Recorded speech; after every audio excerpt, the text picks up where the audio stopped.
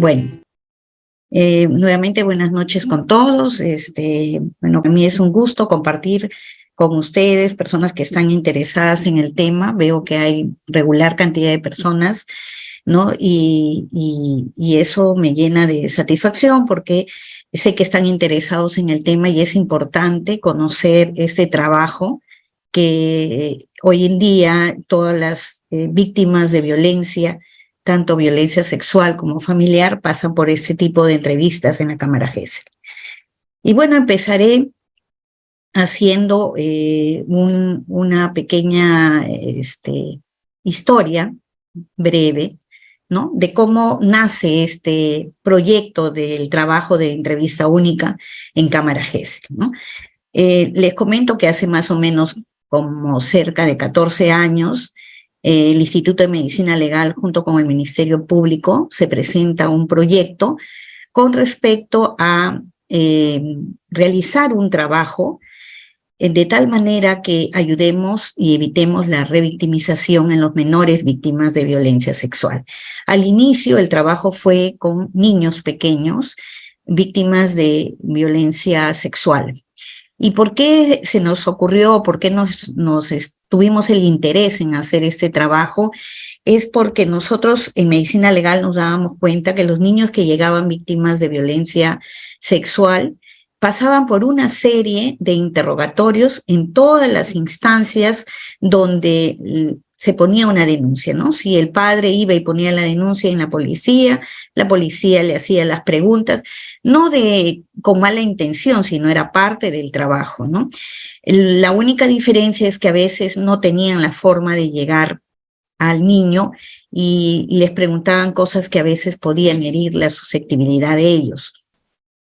Entonces nos dimos cuenta pues que una víctima de violencia sexual pasaba por la policía los podía pasar a los psicólogos de la misma institución, pasaba por el MINDES, MINSA, por el fiscal, ¿no? El fiscal ordenaba que pase a medicina legal, iban a medicina legal y igual, ¿no? Pasaban por el médico legista, por el psicólogo, por el psiquiatra, ¿no? Entonces era una serie de pasos que ellos venían contando el hecho por el cual estaban viniendo en ese momento.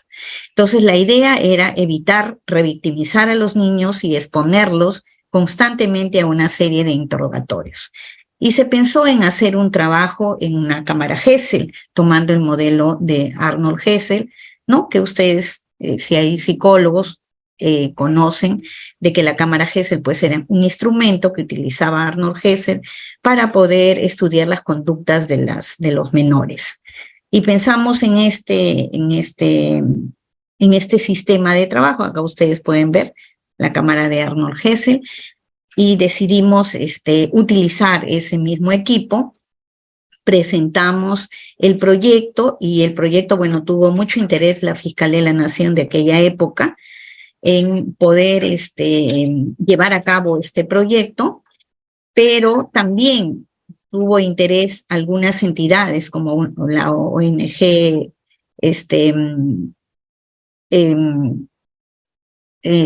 la UNICEF y la Cooperación Belga, ¿no? Ellos pusieron mucho interés en llevar a cabo este proyecto y bueno, hicimos una serie de estudios donde se debería empezar a trabajar este proyecto. Se buscó los lugares que tenían más alto índice en casos de violencia sexual. Se escogieron 4 lugares, incluidos algunos distritos de Lima, y empezamos a trabajar. Fue un trabajo arduo de más o menos 3 años, donde tuvimos distintas reuniones con instituciones, de tal forma que el proyecto se aprobó por la Fiscalía de la Nación y con el apoyo de la Cooperación Belga y UNICEF instalamos 7 cámaras a nivel nacional, ¿no? Entonces, así nace este proyecto y nace en el Ministerio Público, en Medicina Legal, ¿no? Y hasta ahora, bueno, es el único lugar donde se da la mayor cantidad de entrevistas únicas, ¿no? Hoy en día, y de repente muchos de ustedes saben, el Poder Judicial también ya tiene cámaras y que, bueno, están tratando de implementar, capacitar al personal para que de alguna forma también se lleven en las cámaras del Poder Judicial. Acá vemos la cámara Gesell, ¿no? Que encontramos acá que la cámara Gesell, bueno, tiene una sala de entrevista, ¿no? Que acá está el psicólogo con la presunta víctima, y tenemos una sala de observación, que acá también se ve en esta figura, donde se está visualizando toda la entrevista. Tenemos este espacio, otra toma, que estas son las últimas cámaras que se han instalado, que hay mucho mayor comodidad en el ambiente de la sala de observación. Los operadores pueden apuntar, hacer sus apuntes para luego hacer las preguntas en una mesa larga con mayor comodidad para ellos, para que puedan escribir. Así también tenemos, este es un plano de la cámara Gesell, y brevemente vamos a ir diciéndoles cuál es la función y cómo cumple, qué espacios tienen y cada persona dónde está ubicada, ¿no? Acá tenemos que la cámara Gesell es un ambiente dividido por un vidrio espejado, ¿no? Donde pueden observar los operadores que están en este lado, pero la menor y el psicólogo no pueden observar hacia la parte donde ellos están, ¿no? Quizás en algún momento, si uno de ustedes ha participado en una cámara, puede decir, no, doctora, pero a veces sí se ve porque se trasluce si las luces estuvieran prendidas. Pero el objetivo principal es que la niña esté cómoda, que se sienta cómoda, ya que sabemos que pues vienen de una situación muy difícil, niñas con mucho temor, entonces es por eso que les damos las comodidades adecuadas. En la sala de entrevista, como les he mencionado, está el psicólogo y la víctima. Dentro de este espacio hay micrófonos incorporados en la mesa, en el techo, en el piso, ¿no? Depende lo que se requiere en cada cámara o en cada sala, que ya les voy a comentar que también hay salas. Y también tiene cámara domo, que graba a la víctima. Es una cámara de 360 grados que puede ir enfocándose, ¿no? De acuerdo a lo que se requiere grabar. Así también tenemos la otra parte, que es la sala de observación, y aquí podemos ver quiénes están ubicados, ¿no? Está ubicado el fiscal, el juez cuando es una prueba anticipada, el policía cuando lo requiere el fiscal. También tenemos los abogados de la menor, ¿no? El abogado de la defensa y el abogado del denunciante. También está presente en este momento, ¿no? Y hay personas importantes, ¿no? Que es el digitador, el cual va a transcribir toda la entrevista. Más adelante lo vamos a referir cuál es su función de este personaje dentro de este proceso. También tiene equipos de grabación de audio y video. Y también hay acá micrófonos que se pueda permitir escuchar completamente toda la entrevista. Así también tenemos dentro de este espacio, porque eso es lo ideal, que haya una sala de espera, ¿no? Porque hoy en día las cámaras, para que inicien la entrevista única, demoran un poco, porque si es a través de prueba anticipada, pues se requiere otro proceso que se ha venido de repente a agregar a este sistema que trabajábamos cuando era prueba preconstituida. Entonces hay una salita de espera donde el menor y el familiar pueden estar esperando ahí, también los abogados. También hay otra parte importante, que es el consultorio de la evaluación psicológica, porque posteriormente, luego de haber realizado la entrevista única, solicita el fiscal que se haga una pericia psicológica. Y está en otro ambiente. Luego de eso, bueno, este es el espacio físico.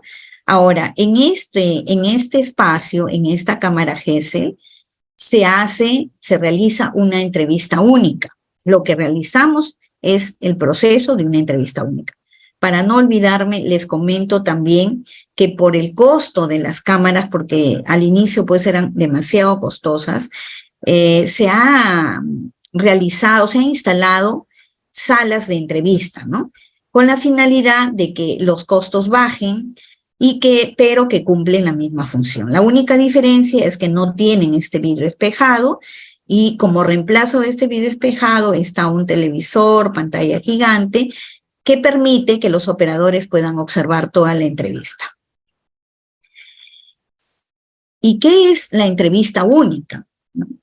Porque siempre hablamos, vamos a ir a cámara Gesell, estoy programado para una cámara Gesell, como que lo hemos visto como costumbre decir una cámara Gesell, pero la cámara Gesell es el espacio físico, y lo que realizamos en esta cámara Gesell o en estas salas de entrevista son la entrevista única. ¿Y qué es la entrevista única? La entrevista única es una diligencia de declaración testimonial que forma parte de la investigación y está dirigida a las personas víctimas de violencia. Se desarrolla en una sola sesión con la intervención de los operadores que participan en el procedimiento, siendo el psicólogo quien lleva a cabo la entrevista, ¿no? Entonces es la toma de declaración testimonial. Lo que yo les decía que antes se tomaba en la policía o a veces se tomaba en fiscalía, esta declaración, hoy en día esa declaración se realiza en esta cámara Gesell con la participación de todos los operadores que el fiscal o el juez lo requieran, y quien lleva a cabo esa entrevista es el psicólogo. Luego también acá está graficado, ¿no? El mismo proceso, ¿no? ¿Y qué nos dice este cuadro? Nos dice que la entrevista única busca evitar la revictimización. Ese es el objetivo principal de la entrevista única, evitar revictimizar a los niños con constantes relatos que son innecesarios. Esa entrevista única es una declaración testimonial de la víctima, es el momento que nos cuenta lo que le ha sucedido, y quien hace esta entrevista es el psicólogo del Instituto de Medicina Legal. ¿Quién la dirige? La dirige el fiscal o hoy en día el juez cuando entra a una prueba anticipada. Y ellos son los que garantizan el debido proceso. El objetivo de la entrevista única, como ya les había mencionado, el primer objetivo es evitar la victimización secundaria. Luego de eso, otro objetivo importantísimo es recopilar información de los hechos denunciados de manera objetiva, precisa y confiable a través del relato de la víctima, ¿no? Y para eso, como les había mencionado, hay un personaje importante en este proceso que es el digitador, ¿no?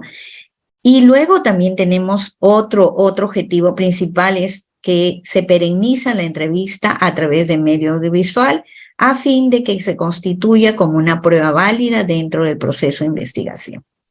¿Por qué es importante tener esta transcripción? ¿Por qué es importante tener un video perennizado? Porque anteriormente, por ejemplo, nosotros podíamos plasmar en un informe lo que veíamos al niño, el niño cómo se comportó en el proceso de la entrevista en cámara Gesell, pero hoy en día tenemos la oportunidad, ya hace bastantes años, como le mencioné, cerca de 14 años, que esa entrevista está grabada, y si los operadores quieren visualizar nuevamente o el juez necesita verlo de repente para solicitar alguna ampliación, puede seguir el proceso del deslacrado. Bueno, hay todo un proceso que se deslacra este DVD y se puede visualizar y está perennizado toda la entrevista del menor. También es importante el acta, porque en el acta va la firma de todos los que han participado en este proceso de entrevista. Cuando se empezó a trabajar con la entrevista única, bueno, teníamos los equipos, teníamos la infraestructura, pero sin embargo no teníamos ningún documento que respaldaba este proceso de entrevista. Entonces, a la par que nosotros fuimos viendo las instalaciones, que nos fueron capacitando, ¿no? Se empezó a elaborar una guía de procedimiento, ¿no? Y esta guía de procedimiento, que empieza en el 2009, ha tenido una revisión en el 2012, luego ha tenido otra revisión en el 2016, que es la que está vigente hasta la actualidad, pero en el camino también se han hecho algunas directivas, como es una directiva para el adecuado funcionamiento de las entrevistas únicas, que es en el 2018. ¿Y por qué se hizo esa directiva?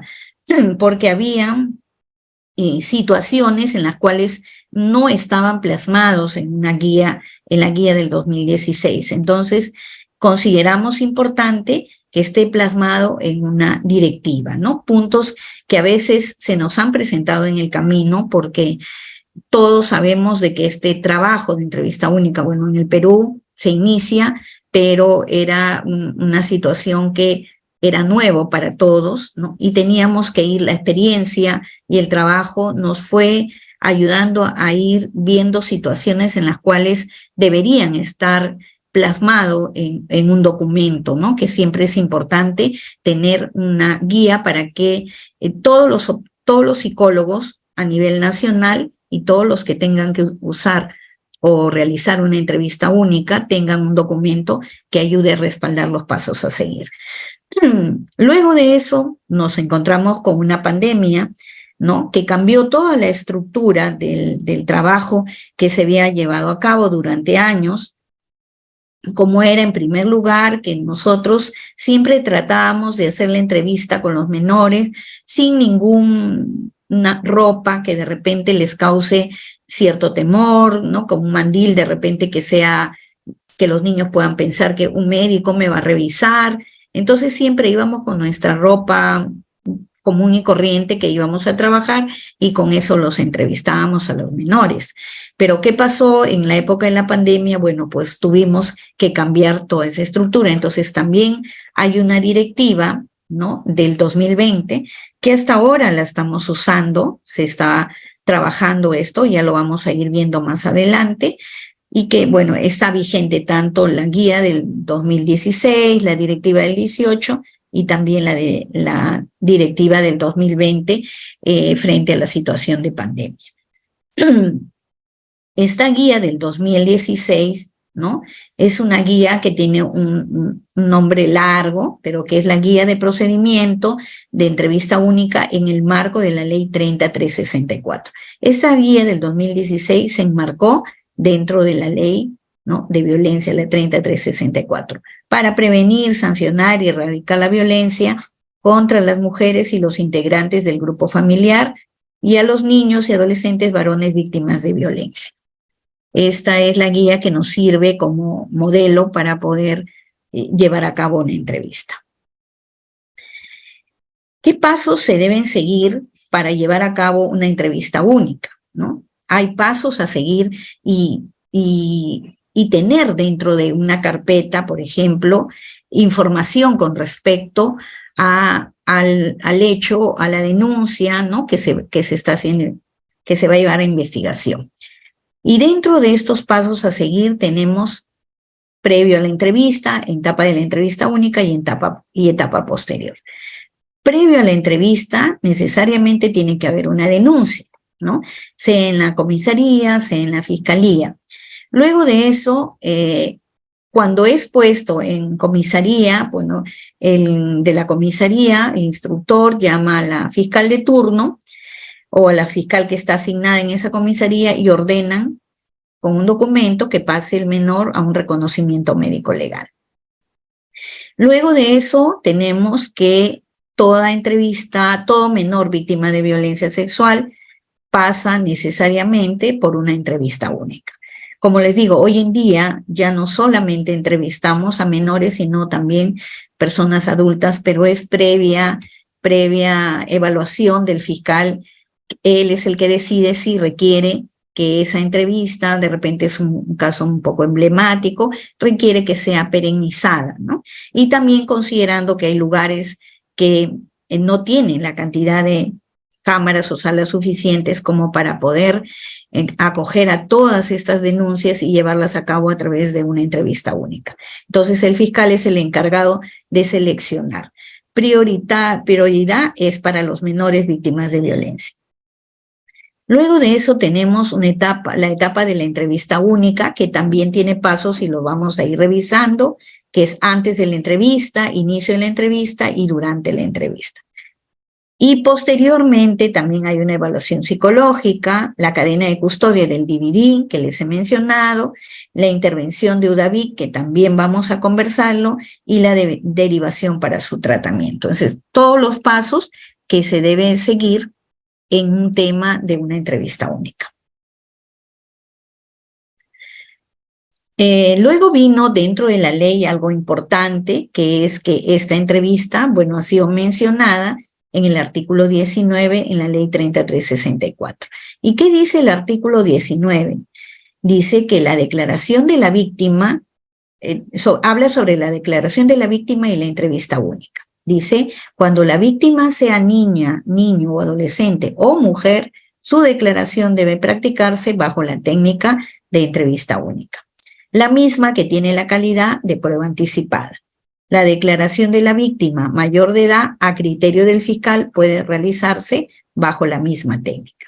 Eso es lo que les había mencionado con respecto a los adultos. Entonces, creo que un logro. ¿Por qué se considera dentro del artículo 19 esta declaración de las víctimas en Cámara Gesell? Porque durante el tiempo que venimos trabajando, pues nos pudimos dar cuenta de que este instrumento, esta herramienta de la Cámara Gesell y este proceso que llevábamos a cabo era importante y ayudaba a evitar revictimizar al menor.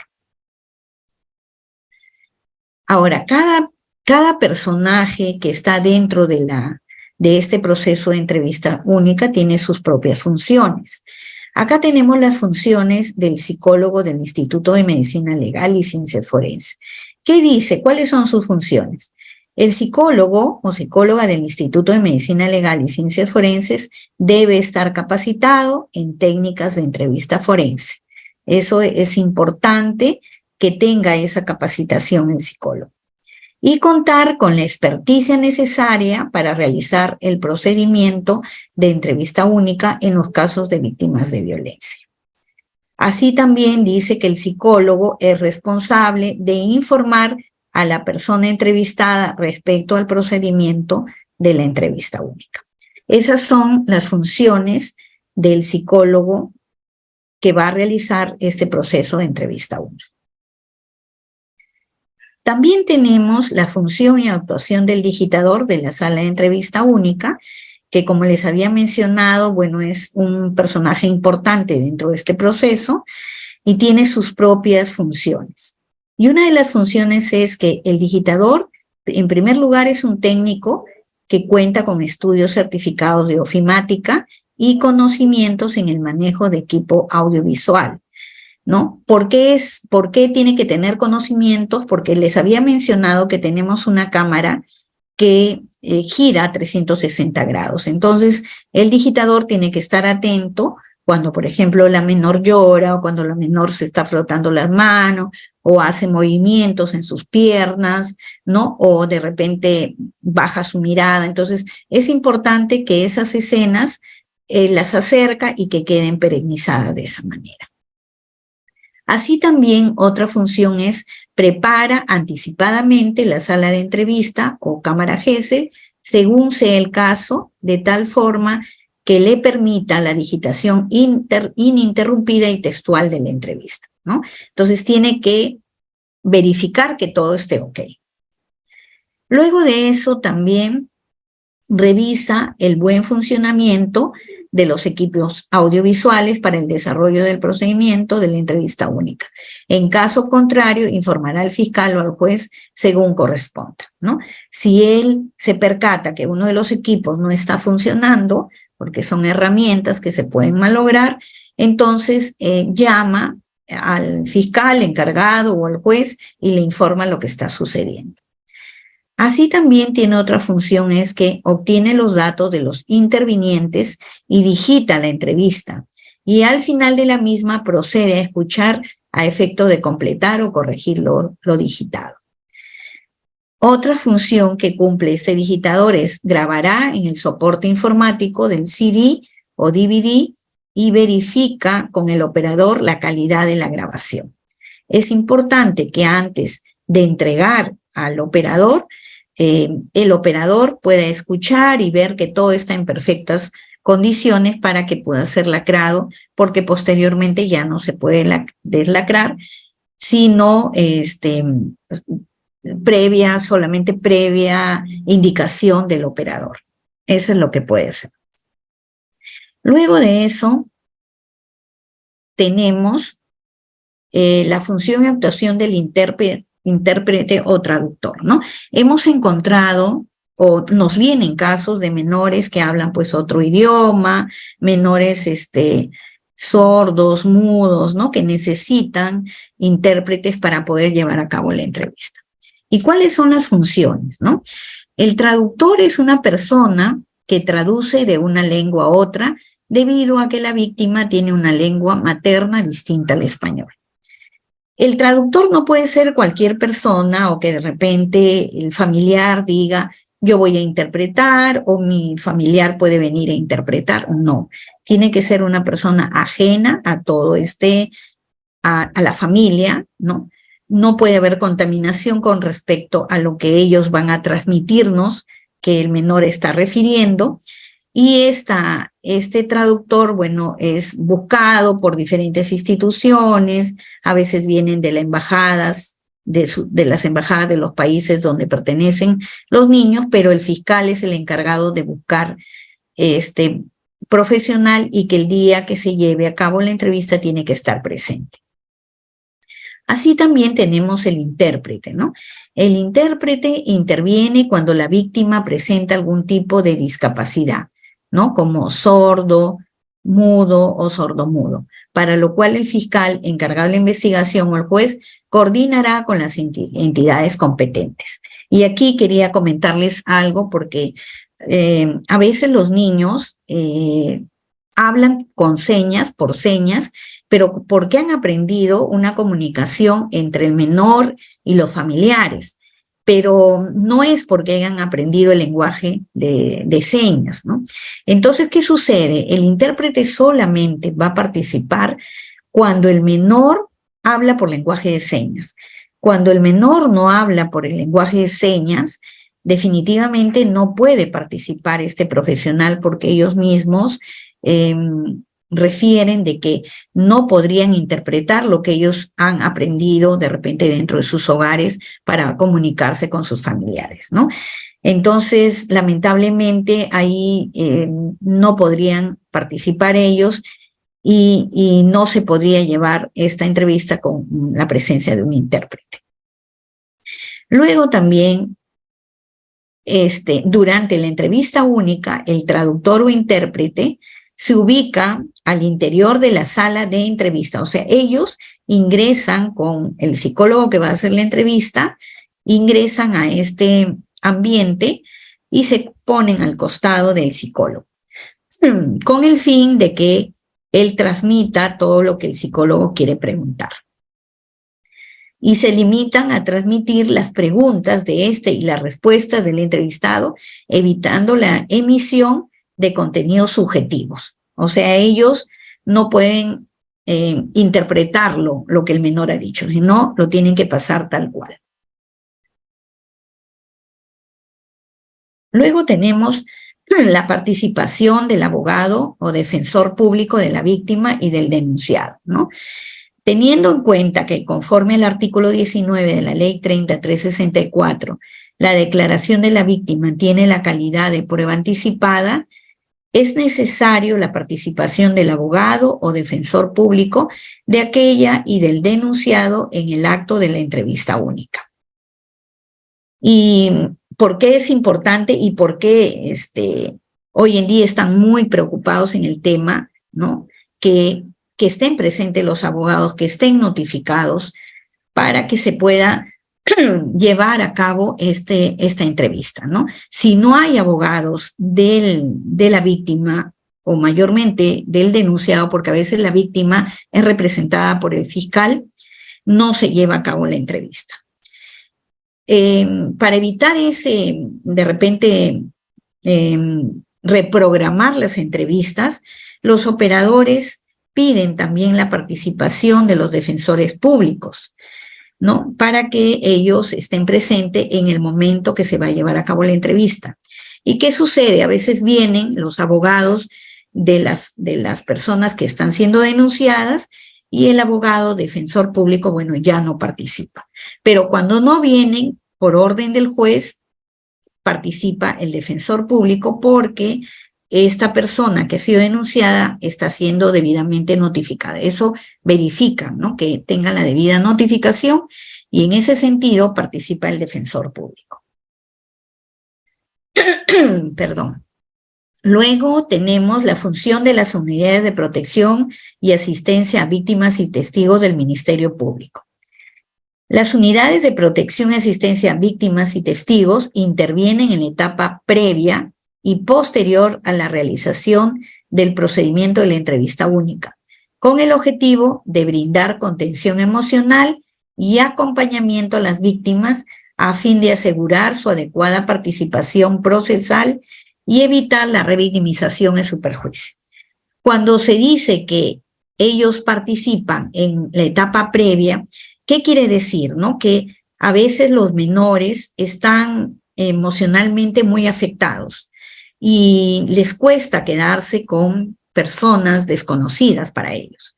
Entonces, la función de este psicólogo de la unidad de víctimas y testigos es lograr que gane confianza, explicarles cómo va a ser el proceso. A veces los llevan a las cámaras para que vean dónde se van a quedar los menores, ¿no? Entonces, esa es la función previa. Y luego la función posterior es porque ellos hacen todo un seguimiento para ver si el menor, después de haber pasado la entrevista, sigue los siguientes pasos, hace su tratamiento y bueno, hacen todo un proceso. También le dan al inicio, ¿no?, un soporte emocional previo antes de que sigan su tratamiento en alguna institución o en algún hospital que ha sido seleccionado o coordinado con el padre y la fiscal, ¿no?, para que se lleve a cabo, y a veces son en lugares que están cercanos a ellos. Dentro de todo este proceso, como les había mencionado, hay etapas ya de la entrevista propiamente dicha, ¿no? Llegó el día, se había citado para el día, supongamos, 14 de abril a las 8 de la mañana. Llega el día y se presentan todos los que van a participar. Pero antes de que empiece todo, se ha dividido estas etapas de la entrevista propiamente dicha en previo a la entrevista, antes de la entrevista, durante la entrevista y culminada la entrevista. Cuando es previo a la entrevista, ¿qué sucede? Llega el día, la hora, se reúnen a la hora indicada, el fiscal, el psicólogo, el digitador. El fiscal verifica que todos los intervinientes estén presentes, mientras que el digitador también va verificando que los equipos estén instalados, que todo esté en perfecto estado, ¿no? Entonces, él va haciendo su trabajo y el psicólogo también está en espera de que el niño, de que dé la orden el fiscal, que sí se va a llevar a cabo la entrevista, y luego el menor se queda con el psicólogo y hacemos todo el procedimiento, ¿no?, que se tiene que realizar. Ahora, hay una parte que es antes de la entrevista, ¿no? Ya se ha verificado que todo esté ok, vemos que llegaron los padres con el menor, entonces se reúne primero el fiscal con el psicólogo para informarnos sobre el caso y revisión de los actuados. Esta parte es muy importante para el psicólogo que va a hacer la entrevista. ¿Por qué? Porque el fiscal nos va a decir, en primer lugar, de qué se trata el caso, cuáles son sus hipótesis de qué quiere que preguntemos, y el psicólogo va a revisar los actuados. ¿Para qué revisamos los actuados? Verificamos, por ejemplo, si tienen pericias psicológicas por otra entidad, si el menor pasó el reconocimiento médico legal, porque es importante. ¿Por qué? Porque nos va a ayudar a hacer las preguntas adecuadas, ¿no? Porque a veces los menores dicen, me tocó, ¿no? Y de repente hay un poco más de tocamientos, ¿no? A veces hemos encontrado situaciones que ha habido penetración, pero los niños dicen me tocó. Entonces, es importante revisar estos actuados. También es importante para ver cómo se llevó a cabo esta entrevista, quién puso la quién puso la denuncia, ¿no? ¿Qué dijeron en la denuncia? O sea, toda la documentación que pueda revisar el psicólogo le va a ayudar para hacer las preguntas adecuadas, No podemos ir a una entrevista única sin conocer de qué se trata el proceso. Allá en este proceso de entrevista única, el psicólogo no puede ingresar para ver qué ha sucedido. No voy a ver qué me puedo, o sea, no puedo ir a trabajar al azar. Tengo que tener base para poder llegar y hacer mi trabajo, el trabajo que me corresponde. Luego de eso, el fiscal se reúne con el padre del menor para explicarle el procedimiento.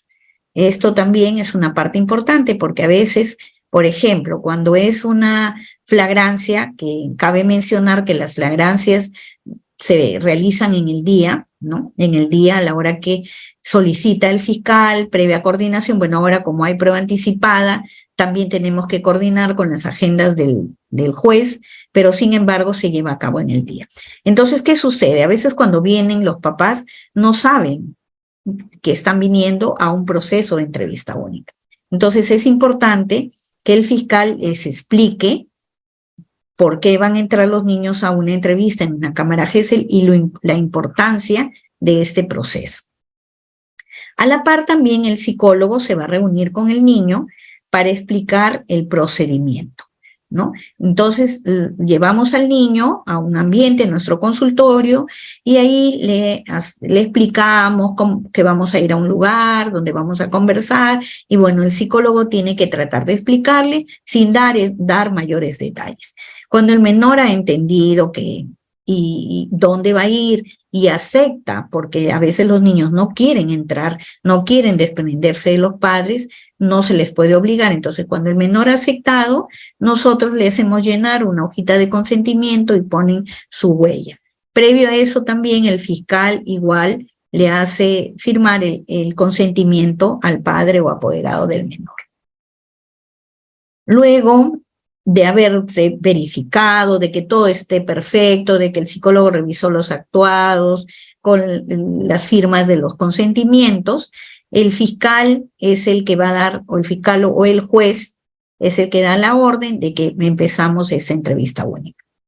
Cuando ya se ha verificado todo, pero si hay una prueba anticipada, hay una parte que es la acreditación. Entonces también formaría parte de esta parte antes de la entrevista, porque hay un tema de acreditación donde el juez pide la acreditación de todos los que van a participar, incluido el psicólogo. Entonces, cuando ha habido todo este proceso, dependiendo de la entrevista que vamos a realizar como preconstituida o prueba anticipada, el fiscal o el juez es el que da la orden de inicio de la entrevista. Nos dice que ya podemos ingresar al ambiente, ingresamos a ese ambiente. Con el menor, el psicólogo se presenta y se reinicia el rapport. Este rapport, decimos que se reinicia ahí, ¿por qué? Porque nosotros, desde el momento que llega el menor a la sede donde va a llevarse a cabo la entrevista, el menor, el psicólogo ya está viendo con qué niño va a trabajar, ¿no? Nos acercamos, le conversamos algo y ya sabemos si el niño se va a querer quedar con nosotros o de repente está resistente. También nos ayuda para conocer más o menos cómo se expresa el menor, si de repente va a haber fluidez en su relato. Entonces ya el psicólogo más o menos va viendo cómo es esta presunta víctima. Cuando luego de haberse iniciado la presentación, ¿no? El rapport, el psicólogo inicia el proceso de recopilación de información a través de una entrevista forense, porque lo que realizamos en este proceso de entrevista única es una entrevista forense. Entonces, el fiscal, luego de que hemos realizado esta entrevista, ¿no? Vamos recopilando toda la información. Posterior a eso, el fiscal nos transmite las preguntas que necesita él complementar, ¿no? Si es que el psicólogo de repente no las hizo y el fiscal o el juez se da cuenta que es importante, nos van a transmitir aparte en este momento. En esta parte de acá, no solamente nos van a pasar las preguntas del fiscal, del juez, sino también las preguntas de los abogados, ¿no? Los abogados también, a través del fiscal o del juez, nos hacen llegar las preguntas que ellos requieren para la defensa y, bueno, y también los fiscales para su investigación. Culminado todo este proceso, el fiscal indica al psicólogo la culminación de la entrevista, ¿no? Nos dice ya, licenciado, culmine la entrevista, y bueno, y culminamos la entrevista, nos despedimos del menor, salimos del ambiente. Luego de eso, bueno, queda el trabajo del digitador que revisa la transcripción. Él tiene que revisar porque a veces nos encontramos con niños que hablan muy rápido, entonces a veces hay palabras o frases que no han captado los digitadores, bueno, lo dejan ahí con puntos suspensivos y luego ellos pueden revisar, tienen un tiempo para revisar todas estas digitaciones, esta digitación que he hecho, y viene también el quemado del DVD. Cuando ya está todo, han revisado que toda la digitación esté perfecto, ¿no? Viene la firma de los participantes en esa acta que les mencioné y la cadena de custodia que lo realiza el fiscal encargado de la investigación. Les mencioné que nos encontramos en esta etapa, pues en el 2020, con el tema de la pandemia, y que para nosotros fue difícil, ya les había mencionado, porque nos habíamos acostumbrado a trabajar con el menor prácticamente directamente con él, tenemos mesitas pequeñas, estamos a la altura de los menores, ¿no? Una serie de trabajos que lo habíamos realizado durante años. Y cuando vino la pandemia, nos preocupamos mucho, ¿cómo vamos a hacer para continuar este trabajo? ¿No? Entonces, se hicieron diversos documentos, diversas guías, ¿no? De bioseguridad, y nosotros también a la par empezamos a trabajar una directiva para este procedimiento y que esté respaldado. Entonces, en esta preparación, esta directiva, ¿qué es lo que consideramos? Que esta entrevista única se realiza de manera semipresencial. Lo que se cambió fue que ya no iban a participar todos de manera presencial porque los ambientes son pequeños, hay cámaras muy pequeñas, entonces no podíamos estar muchas personas, había que respetar el distanciamiento social, ¿no? Y entonces se pensó en hacer una entrevista semipresencial con la presencia del fiscal, de la autoridad fiscal competente encargada de la investigación, o el juez, si lo requería en ese momento, el psicólogo, el digitador, y cuando había intérpretes también participaban a veces de forma presencial, ¿no? Y porque para ahí era necesario que esté de forma presencial porque era quien iba a transmitirle al niño las preguntas. Entonces, y de manera virtual iban a estar, que hoy en día está el juez, el fiscal de familia y algunas veces los abogados encargados de defender a los denunciados y a la víctima. Y también los padres, ¿no? Se pueden interconectar. Si el fiscal requiere también la presencia del policía, también se interconecta. Entonces, la modalidad de atención, como les dije, era semipresencial. Acá vemos que solamente está presente el psicólogo, el digitador, la fiscal encargada de la investigación, y en el otro ambiente está la psicóloga y la presunta víctima. Y como ustedes ven, pues en esa época, y creo que todos que son psicólogos lo hemos vivido, tuvimos que usar ropa de bioseguridad, y pues definitivamente al inicio teníamos que estarle explicando a los niños por qué nos poníamos la mascarilla y estábamos todos cubiertos, ¿no? Pero con el transcurrir del tiempo ya las cosas se fueron dando con normalidad, ya no nos preguntaban los menores por qué estábamos vestidos así, y hacíamos de esta forma las entrevistas con puerta abierta, ¿no? Y se llevaba a cabo este procedimiento. También este procedimiento tenía toda una serie de pasos que se dieron en la época cuando el contagio estaba bien alto, ¿no? Bien alto. Entonces había toda una programación, todo se hacía virtual, se generaron mesas virtuales mesas de parte virtuales, recibíamos de forma virtual las solicitudes y había todo un paso a seguir desde que llega el menor a las instalaciones de la Cámara. Luego, bueno, y cada uno tenía sus propias funciones, ¿no? Tanto el fiscal, el juez, por ejemplo, si era prueba preconstituida, el fiscal era el que iniciaba la plataforma, luego les hace llegar a los que van a participar de forma virtual el link, el juez también, si él participa, de igual manera, y bueno, ya con todas las indicaciones para resguardar toda esta información que tiene ciertas reglas que tienen que cumplir. Por ejemplo, no pueden grabar, los teléfonos apagados, ¿no? Cuando participan de forma presencial y de forma virtual también, ¿no? Y bueno, cada uno teníamos nuestra propia función, ¿no? Que es lo mismo, con la única diferencia que se hacía de forma semipresencial. Cuando es de forma semipresencial, bueno, firman los que están presentes en ese momento, y los que no están presentes consignan sus datos, ¿no? Consignan los datos. Hay consideraciones que debemos tomar en cuenta, hay consideraciones dentro de este proceso de entrevista. Y una de las consideraciones es el tiempo técnico estimado.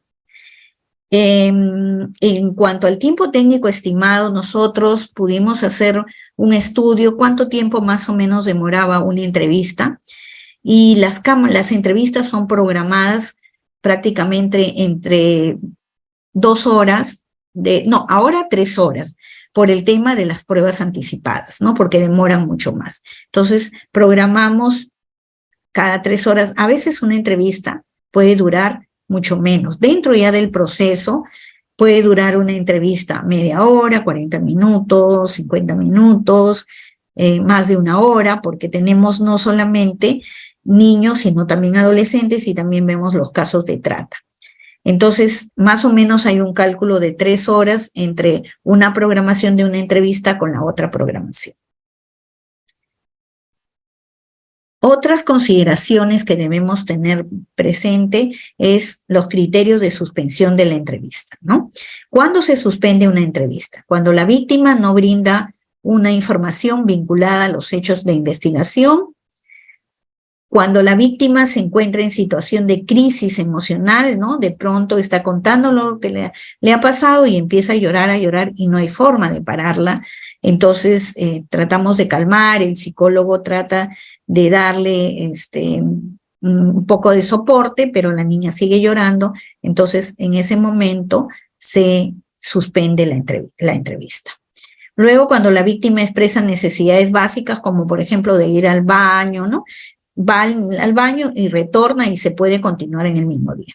Cuando hay situaciones, por ejemplo, que los niños hacen crisis y ya los ven que no están como para volver otra vez el mismo día a la entrevista, se les reprograma para otra fecha. Cuando la víctima decide no continuar con la entrevista, le expliqué en el consultorio cómo va a ser la entrevista, aceptó el menor, puso su huella digital, y cuando está en plena entrevista dice ya no quiero participar. Entonces no se le puede obligar y en ese caso se suspende la entrevista. También se suspende cuando hay fallas técnicas, ¿no? Con respecto, por ejemplo, a energía eléctrica o el funcionamiento de los equipos audiovisuales que se malogran, se va la luz. Entonces ahí definitivamente hay que suspender esa entrevista. También, como les mencioné, que hay los casos de trata, que estos casos pues definitivamente demoran mucho más.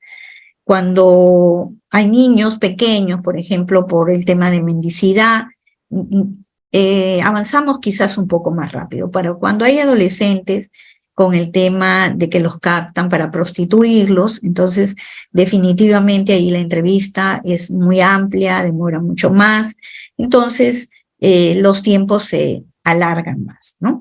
En los casos de trata, bueno, exploramos la dinámica de la trata, ¿no?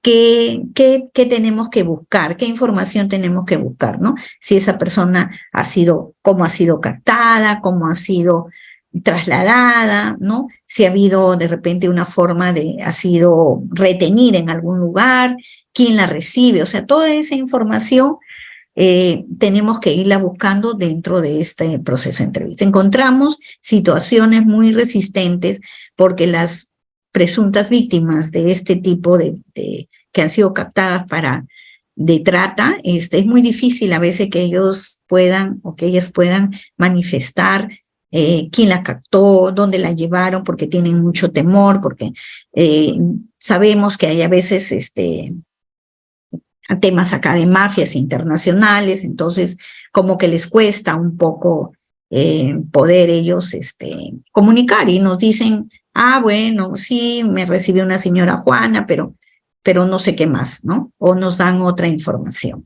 Entonces, este trabajo es mucho más arduo ahí. Luego, como les mencionaba, siguiendo todo el proceso, hay preguntas de los operadores, ¿no? Y con respecto a eso, pues vemos que cuando ya ha culminado la entrevista, ya ha habido la revelación del hecho, la clarificación que el psicólogo escucha, porque es importante lo que nosotros hacemos ahí, es escuchar primero, se hace una serie de preguntas y luego vienen las preguntas formuladas por los operadores. Bueno, y las preguntas de los operadores de la sala de observación se recomienda, y la literatura también lo recomienda, que cuando hay un proceso de toma de declaración de una menor víctima de violencia sexual y aparecen otras personas dentro de esta situación de que han sido tocadas o han sido violadas, el menor te dice, pero no solamente me ha tocado esta persona, sino antes también me ha tocado otra. Entonces se recomienda que en ese momento hay que explorar y sacar toda la información que él nos puede decir sobre este personaje nuevo. Pero sin embargo, por el tema de la garantía que hay, como el tema de la prueba anticipada, muchas veces nos dicen no pregunten porque no hay un abogado que va a representar a esa persona, ¿no? Entonces, no, y además a veces nos informan que van a ser vistos en otra fiscalía porque es otro tipo de denuncia. Entonces nosotros como psicólogos lo que hacemos es le dejamos que hable algo del tema y luego le decimos que en eso lo vamos a tratar en otro momento. Y para esto pues hay una comunicación, porque nos comunicamos a través de unos celulares o de unas radios con el operador y a ellos nos van diciendo no hagan más preguntas y de esa manera nosotros podemos continuar con nuestro trabajo. Luego, dentro de la etapa posterior, hay un cierre de la entrevista, ¿no? Que el fiscal o el juez dispone la culminación del procedimiento de la entrevista única, ¿no? El psicólogo preguntará al entrevistado si tiene algo más que agregar y si dice que no, bueno, termina la entrevista con frases cordiales y se retira del ambiente. Y luego ya viene la otra parte de la suscripción del acta. Con respecto a la cadena de custodia, esto sí es importantísimo que se resguarde este video, ¿no? Y para eso hay un lacrado. Por eso les mencioné que cuando se termina todo este proceso, el digitador llama al operador y le enseña que todo está en perfecto estado, que está la grabación perfecta, que está la visualización también, y entonces lacran, firman el sobre con los que han participado y lacran, y eso va para el operador, que es el fiscal, quien va a hacer el resguardo de esta cadena de custodia. Cuando necesitan, por ejemplo, algún operador de otra fiscalía, porque a veces el caso pasa a otra fiscalía, quieren una copia, el único encargado de darle esa copia es el fiscal encargado de la investigación por la cual vino el menor a esta entrevista. Luego tenemos una parte que también es importante, que es posterior a todo esto, que es la evaluación psicológica, ¿no? Y que muchas veces, bueno, casi siempre el fiscal, terminada la entrevista, nos pide que el niño pase una evaluación psicológica. En casos de flagrancia, hay consideraciones que tomamos en cuenta, ¿no? Por ejemplo, si el niño está en las condiciones adecuadas, emocionalmente está como para poder empezar una evaluación psicológica, bueno, iniciamos la evaluación psicológica y si el menor de repente es de provincia, ¿no?, tiene que viajar, ¿no?, lo podemos hacer en el día tomando en cuenta todos los tiempos que se requiere para este tipo de evaluación psicológica, que es otro proceso, no es una entrevista única, sino es un proceso distinto donde el psicólogo va a poder pronunciarse si hay afectación en el menor relacionado al hecho por el cual está viniendo. Bueno, esta es una de las cámaras. Esta cámara es pequeña. En mi sede hay 2 cámaras instaladas, que fue la primera que se instala en la sede donde yo laboro, que es un Clifford, que es más grande, más amplia, pero estas han sido acondicionadas de otra manera. Por ejemplo, tienen 2 cámaras Domo que van grabando toda la información que se da acá, ¿no? Los micrófonos incorporados, ahí ven ustedes, micrófonos, las sillas, estas mesitas que se han adaptado con un sistema que las podemos levantar si hay adolescentes mucho más altos y las podemos bajar al nivel de los menores. Acá también tenemos la sala de observación que, bueno, tiene también un televisor porque a veces hay personas que están acá atrás para que puedan visualizar y no pueden visualizar por el vidrio, ¿no? Acá tenemos un plano de lo ideal que deben ser todas las cámaras. Sugerimos que dentro del ambiente de la sala de entrevista se incluya un baño, porque a veces los niños, quizás por nervios, te piden ir a los servicios higiénicos y hay que estarlos trasladando al baño. Entonces, es importante que cuenten con un baño para que el niño solamente se traslade en este mismo espacio. La sala de observación y esta partecita, ¿no?, una salita de espera.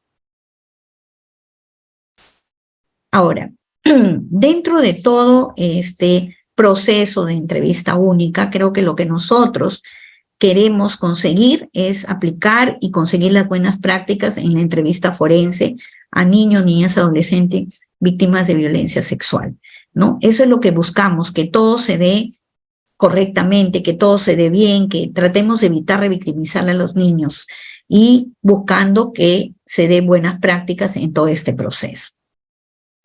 Y hay algunas, y para lograr eso, ¿no?, para lograr estas buenas prácticas, tenemos que seguir varios pasos. ¿Qué es por ejemplo, la entrevista forense, que es lo que realizamos en esta cámara Gesell, que es una entrevista forense? Es una entrevista semiestructurada que posibilita expresarse libremente al entrevistador. La entrevista forense permite que nosotros le demos la libertad al niño para que se explaye y nos cuente lo que ha sucedido, ¿no? Para que ellos nos puedan contar qué es lo que ha pasado. Hay una narrativa libre, el niño habla, cuenta lo que ha pasado y luego el psicólogo escucha y luego el psicólogo pregunta. Luego de eso, pero sin que el entrevistador pierda las riendas de la misma. O sea, se hace la entrevista, dejamos que el niño hable, pero el que dirige todo es el psicólogo. Así como tampoco en ningún momento pierde el objetivo de ella, ¿no? O sea, yo me voy por un objetivo, quiero recoger información de un hecho de violencia sexual. A veces los niños hablan diferentes cosas, nos traen a la entrevista, nos quieren contar mucho, pero el psicólogo está para traer y recoger información, por lo cual están viniendo los menores. Se recomienda que toda entrevista debe utilizar un protocolo reconocido para la realización de la misma, ¿no? Luego, también hay consideraciones que dice que no todas las personas pueden entrevistar porque tienen que tener cierto manejo para hacer esta entrevista. Acá se habla de que una entrevista es más un arte que una ciencia. O sea, podemos saber mucha teoría, pero tenemos que tener cierta llegada, ¿no?, para recoger esta información. Por eso es que hablan que es más un arte, o sea, más un arte en buscar, en recoger la información, tratar de llegar al niño, buscar cómo se puede llegar para que el niño gane esa confianza. Y bueno, muchas veces no se descubre a los involucrados porque no se entrevista de manera adecuada y completa. En las buenas prácticas se considera, ¿no?, que debemos ver sobre los principios de una entrevista forense, los objetivos principales de la entrevista forense, consideraciones acerca del entrevistador, el contexto de la entrevista y las etapas de la entrevista. Son los puntos importantes que debemos tener en cuenta para lograr buenas prácticas en este proceso. Y dentro de los principios de una entrevista forense, tenemos el niño en primer lugar. El niño para nosotros es la prioridad, no las necesidades de la familia. Sabemos que los procesos tienen tiempo, pero a veces están desesperados que el niño ingrese, que se le acorta el tiempo al fiscal, al que está investigando, la mamá quiere saber qué más le pasó, ¿no? Entonces, no, nosotros la prioridad es el niño y el niño tiene que estar con las condiciones emocionales estables como para poder ir a declarar algo que le ha sucedido que definitivamente le ha generado, ¿no? Le ha generado un impacto en él. Entonces, para nosotros básicamente es el niño. Luego, debemos permitir las competencias del niño. Es la responsabilidad del psicólogo permitir al niño comunicarse a su máximo nivel, ¿no? Y por eso acá hay un gráfico donde dice qué es lo que tenemos que hacer, una narrativa libre. El niño nos va a contar todo lo que le ha sucedido, ¿no? Siguiendo, claro, todo un proceso y el psicólogo va a escuchar. El psicólogo tiene que realizar la entrevista de una manera consistente y adecuada, ¿no? Entonces, luego que el niño habla todo lo que le ha pasado, el psicólogo escucha y luego hace preguntas. Lo que tenemos que tener en claro también que no es un interrogatorio, ¿no? Lo que nosotros hacemos es una entrevista, no interrogamos. Cuando a los niños se les empieza desde el inicio a interrogar, el niño fácilmente se va a cansar, se va a aburrir y es probable que nos conteste cualquier cosa. Entonces, es importante el hacer una entrevista forense donde haya una narrativa libre. Luego, dentro de los objetivos principales de la entrevista forense, tenemos ¿qué es lo que tenemos? Tenemos obtener el máximo de información posible y confiable. O sea, el psicólogo va a tener que lograr obtener esa información importante relacionada al hecho por el cual viene el menor. Intentar recopilar hechos precisos y sin vicios. Precisar circunstancias de tiempo, modo, lugar, ¿no? Ustedes saben que para toda investigación, ¿qué es lo que se requiere saber? El qué le pasó, cómo le pasó, dónde le pasó, y en la parte forense mucho más, ¿no? Mayores detalles. No solamente el qué, cómo, cuándo o dónde le sucedió, sino mayores detalles que lo vamos a ver al final. Y ver si los datos dados por los niños pueden ser corroborados. Es importante que esa información que nos da luego pueda el operador corroborar. Por ejemplo, es un niño pequeño y dice, me llevaron a un lugar. ¿Y tú sabes dónde es ese lugar? No. Entonces hay que irle buscando, pero de repente tú viste, había algo cerca por ahí que te llamó la atención.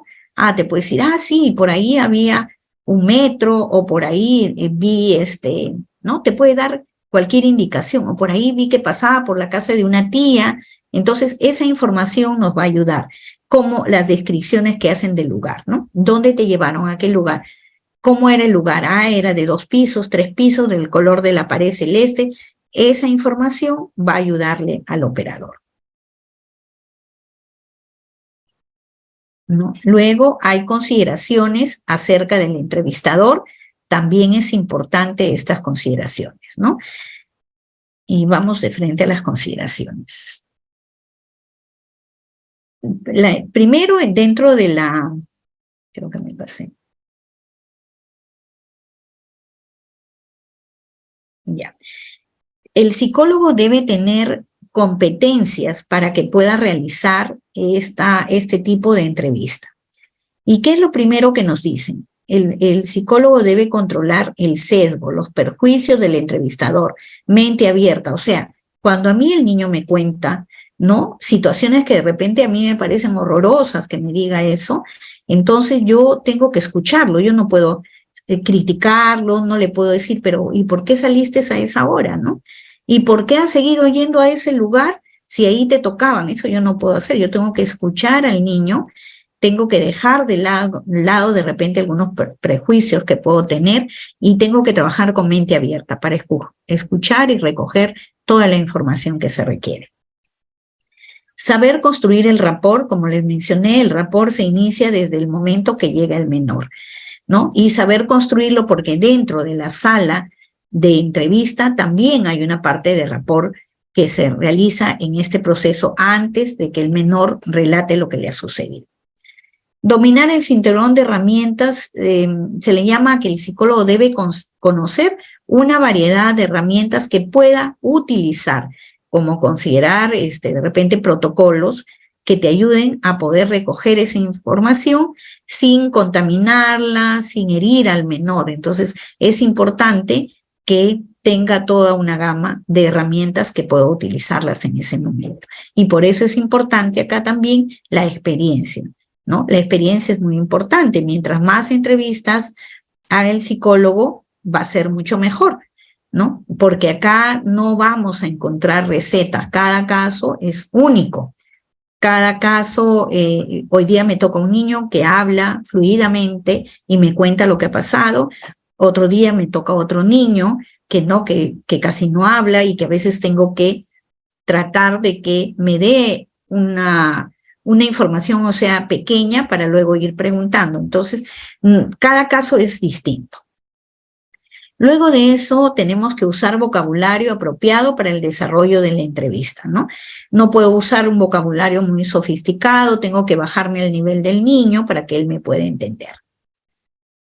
Luego, adaptarse al ritmo del niño, niña o adolescente, ¿no?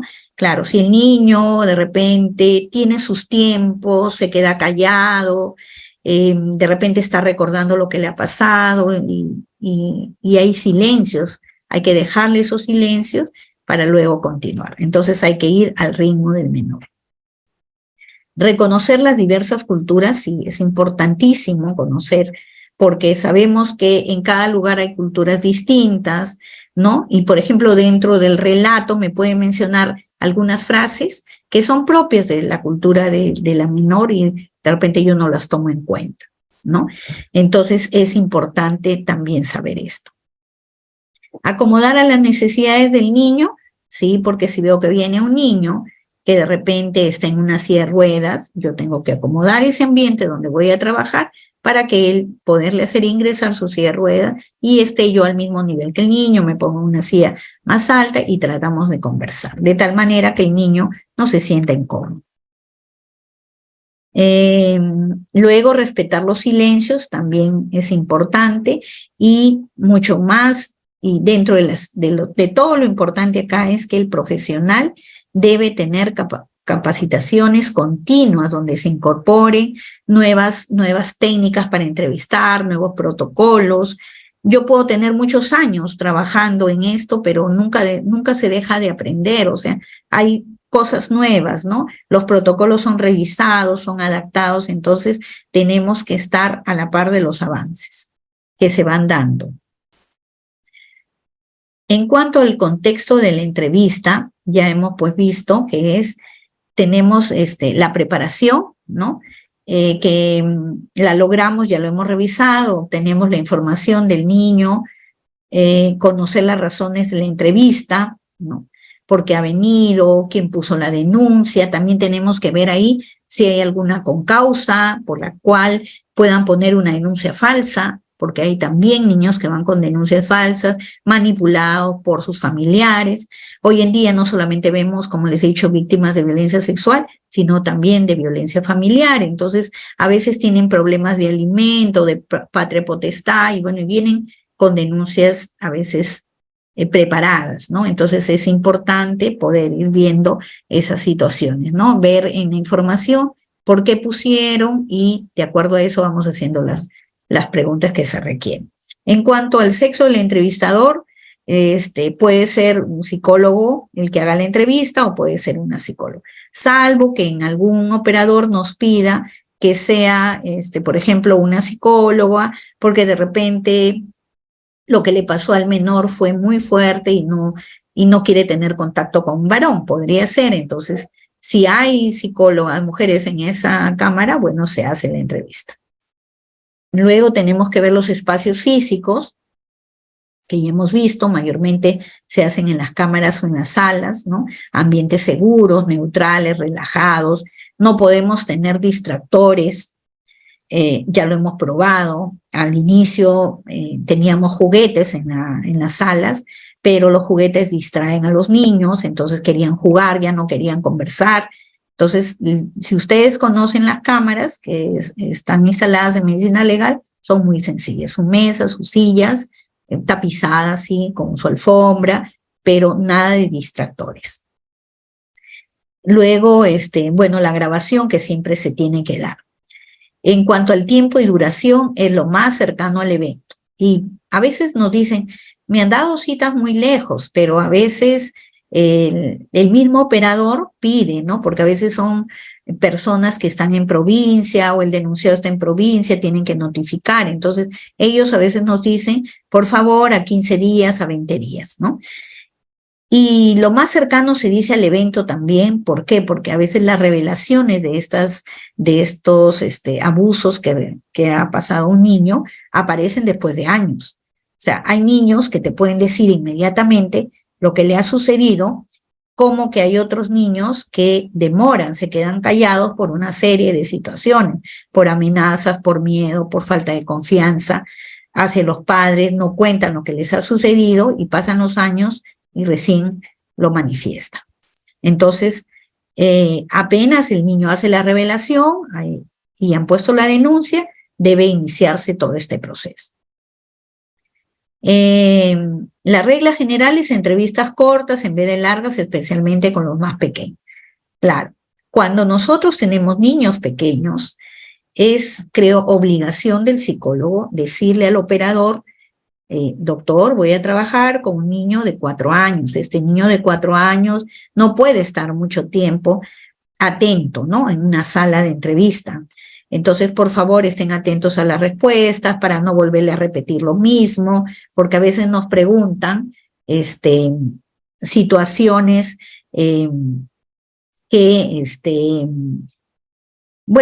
situaciones que de repente no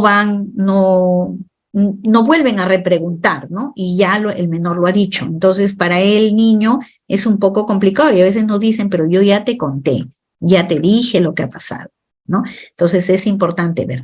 Veo que están levantando la mano, no sé, doctor, o al final dejamos las preguntas.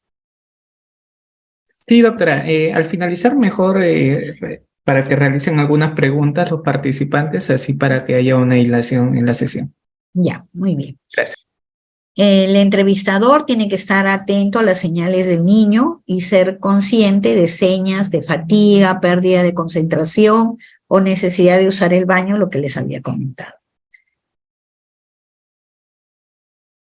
En cuanto a la documentación, ya sabemos, ¿no? El relato debe ser copiado textualmente, la entrevista es estrictamente personal, o sea, en la sala de entrevista no puede entrar otra persona, salvo que sea un intérprete. A veces los niños no se quieren desprender de los padres, pero no podemos hacer entrar porque el niño tiene que estar solo, porque podemos ser cuestionados, ¿no? Porque de repente el padre o el que quiere entrar a la entrevista es un agente distractor o de repente lo ha contaminado diciendo tal relato y la presencia de él solamente que esté ahí puede que el niño no tenga esa libertad como para narrar lo que ha pasado, ¿no? Entonces no se acepta que esté dentro de la sala de entrevista ninguna otra persona que no tenga que ver con este proceso. Si queremos información de terceros, eso lo pedimos antes. ¿Se acuerdan cuando les mencioné que antes de que empiece la entrevista hay una reunión previa? Ahí también el padre nos informa algunas situaciones. Por ejemplo, yo lo veo al niño un poco disperso, lo veo un poco extraño, entonces le pregunto al padre si tiene un diagnóstico el niño, si toma medicación, o que nos informe, ¿no? Algo referente al menor, por ejemplo, cómo le dicen al niño. Entonces, esa información la podemos lograr antes de. Y si queremos mayor información en el proceso de la pericia psicológica, ahí sí el padre participa como informante y bueno, llega un momento en que entra al consultorio para conversar con nosotros. La entrevista ya sabemos que debe ser grabada en audio y video. La entrevista forense es la técnica principal para la obtención de información relevante para el caso y obtener el relato del menor para luego ser analizado. Entonces, esta es principal, es realizar una entrevista forense, que una entrevista forense es completamente distinto a una entrevista clínica, ¿no? Porque buscamos cosas distintas. Esta entrevista es una entrevista semiestructurada y busca obtener un relato del hecho investigado. No, acá en cuanto a las etapas de la entrevista forense, hay un cuadrito que grafica cuando ya nosotros estamos dentro del proceso, netamente en el área, en el ambiente de la sala de entrevista, seguimos estos pasos. Primero el rapport, que como les dije, ya lo iniciamos desde el inicio, pero acá también hay un rapport. Y ese rapport, si yo utilizo un protocolo, cada protocolo tiene su propio rapport, cómo llegar al niño. Entonces, si yo utilizo uno de los protocolos, voy a empezar trabajando de acuerdo al protocolo que me indica y logro el rapport. Luego converso con el menor algunas reglas, ¿no? Es importante darle reglas al menor. Por ejemplo, vamos a estar acá conversando, tú y yo, acá nos jugamos, acá conversamos, tienes que estar atento a lo que yo te pregunto, o sea, reglas, ¿no? No se puede abrir la puerta, bueno, y una serie de reglas que el psicólogo, de acuerdo a las condiciones, lo va a manifestar en ese momento, ¿no? Luego hay una transición, se puede decir, entre el rapport, las reglas, con una conversación libre, que conversamos distintas cosas con el menor, para que pueda haber como un trance entre la conversación general que logramos con él, con la narrativa del hecho por el cual está viniendo el menor, ¿no? Y dentro de esta narrativa que tenemos, como les había dicho, tenemos que estar escuchando, que es semiestructurada, hay una narrativa libre, hay preguntas que cuando el menor ya ha terminado se van a hacer, ¿no? Que es, primero, bueno, me hace la narrativa, luego viene la clarificación, que es para los psicólogos preguntar, ¿no? Ya me contaste todo el hecho, ahora voy a hacerte algunas preguntas. Y le empiezo a hacer preguntas, por ejemplo, si esos tocamientos fueron por debajo o por encima de la ropa, ¿no? Que en ese momento, cuando fue tocada, porque mayormente se dan pues en el entorno de su casa, de su hogar, ¿no? Entonces, en ese momento, ¿dónde estaba su mamá? ¿Dónde estaba su papá? Y diferentes preguntas que nos van a ayudar a lograr esos detalles que van a servir para la investigación. Prácticamente hasta acá es la parte que le corresponde al psicólogo. Que el psicólogo logre esa narrativa libre, luego clarifico haciendo preguntas, ¿no? Para clarificar lo que me ha manifestado el niño. Y hay una tercera parte dentro de este núcleo, que es la parte que le corresponde al operador, netamente al operador. Ahora, como tenemos la prueba anticipada, quien nos pasa las preguntas es el juez. Las preguntas nosotros las adaptamos al menor, ¿no? Por eso estamos ahí. Pero tenemos algunos casos en que los abogados quieren que les pasen las preguntas tal cual, ¿no? Y por indicación del juez, él muchas veces nos ha dicho, pase como le estoy pasando a usted la pregunta. Otros profesionales, otro juez, otro fiscal, nos dicen, no, licenciada, adapte al niño la pregunta, ¿no? Entonces, pero es netamente del operador. Y ahí podría ser que ya ustedes lo vean como un tema de interrogatorio, pero ¿por qué? Porque ellos necesitan información más puntual. ¿no? Para su investigación. Y nosotros ahí como psicólogos estamos como facilitadores porque somos expertos en técnicas de entrevista, somos psicólogos que podemos hacer contención si en algún momento el niño se pone mal, pero recogemos toda la información que el operador requiere, porque es una declaración testimonial dirigida por un fiscal o por un juez. Luego de eso, ya está con toda la descripción de los detalles, ¿no? Todas las preguntas que se requiera, y cuando el fiscal o el juez nos dice que terminemos, ya hacemos el cierre, que corresponde, ¿no? Con palabras cordiales, nos despedimos, le agradecemos por haber estado en ese momento. Muchas veces no logramos la información que queremos, ¿no? Porque a veces el niño es poco expresivo, porque en ese momento se bloqueó, no quiere decir, no quiere contar, porque está involucrado la familia, ¿no? Entonces, tiene miedo, ¿no? Tiene miedo y entonces no nos da mayor información. Y otras veces sí, pero en todos los casos hay que agradecer al menor por haber participado de este proceso.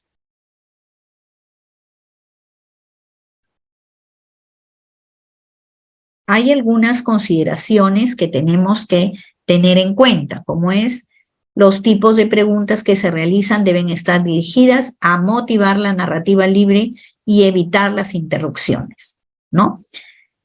¿Cómo así, no? Yo, por ejemplo, ya llega el momento que le tengo que pedir la revelación, o llegó el momento de la revelación del hecho por el cual ha venido el niño, y le lanzo una frase como: a ver, cuéntame por qué estás acá, cuéntame qué te ha sucedido, cuéntame en qué te puedo ayudar, ¿no? Entonces, hay muchas frases que el psicólogo puede manejar.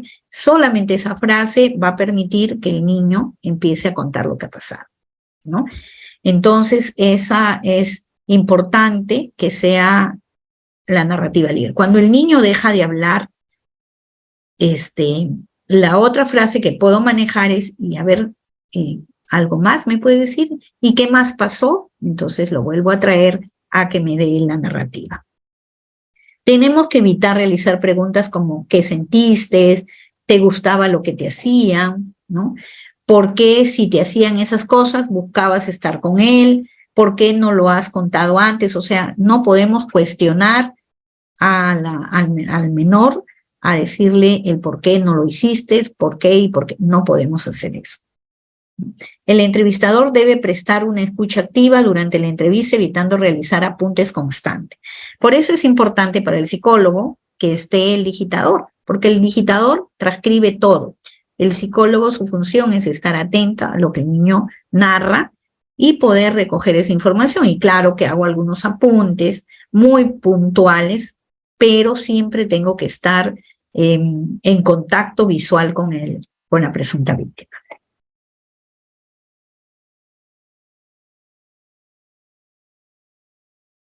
En caso que surja una información irrelevante, ¿no? Y que lleve a la dilatación de esta entrevista, es obligación del psicólogo retornarlo o volverlo a la entrevista, ¿no? Volverlo a la narrativa. Porque hay niños que te están contando lo que le ha pasado, pero luego te mezclan con otros problemas, y el psicólogo tiene que decirle, por ejemplo, estas frases, ¿no? Me estabas contando sobre, ¿no? Entonces lo traigo nuevamente. Hace un momento me dijiste que, o haciendo uso de parafraseos también que permitan retomar el tema investigado, ¿no? Entonces lo vuelvo. Si hace poco me estabas contando de cómo era la casa, cuéntame nuevamente. Entonces lo hago, traigo al niño a que haga que nos traiga esa información. Luego, este cuadrito es un cuadrito importante que, bueno, siempre lo pongo en mis ponencias porque lo considero importante para tomar en cuenta, ¿no?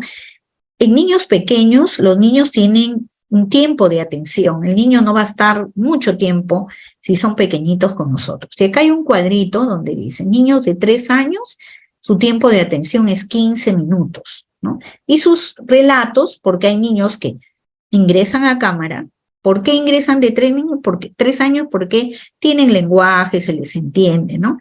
Entonces, pero ese niño, su relato va a ser bien concreto, pequeño. Entonces, tenemos que tomar en cuenta esto. De 4 a 5 años, un niño lo puedes tener de 20 a 25 minutos conversando. De 6 a 10 años, de 30 a 45 minutos. De 10 a 12 años, hasta 1 hora, ¿no? Este cuadro es importante tenerlo presente. Y el cinturón de herramientas que le hablaba era la cantidad de herramientas que yo puedo tener, distintos protocolos que puedo escoger con cuál de los protocolos voy a trabajar con el menor, ¿no?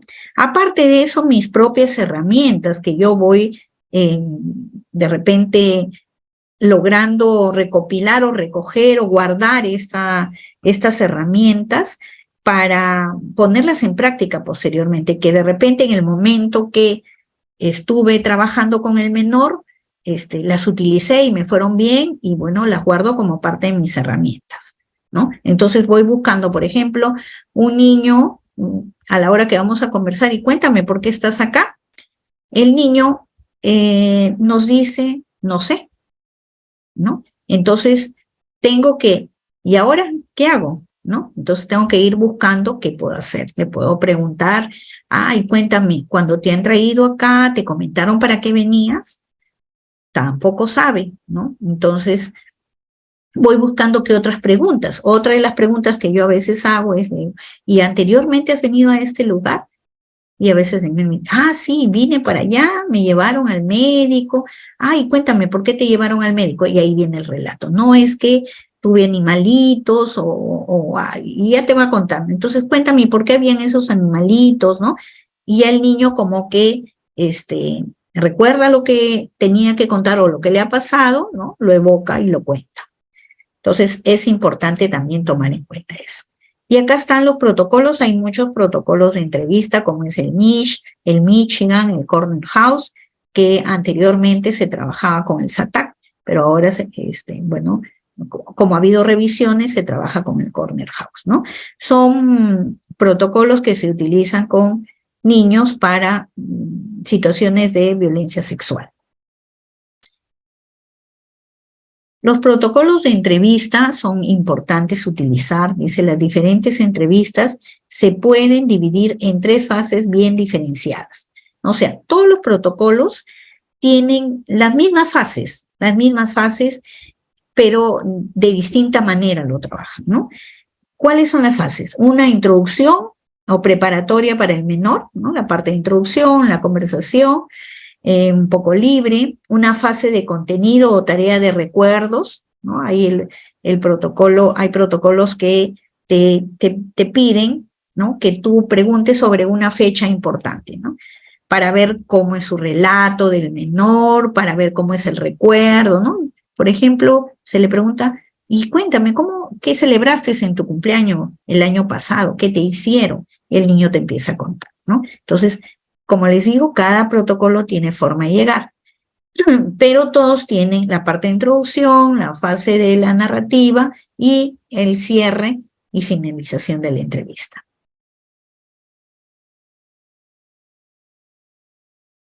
Los protocolos de entrevista forense nos permiten un abordaje adecuado de la declaración de la víctima en una entrevista, a través de una entrevista narrativa, ¿no? Evita realizar interrogatorios que contaminen o sesgan la información.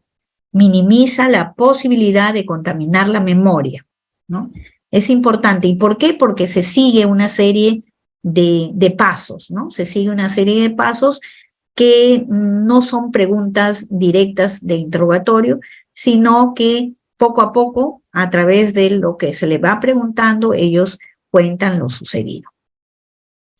Identificar si la declaración contiene criterios de realidad para conocer que se tratan de hechos vividos, ¿no?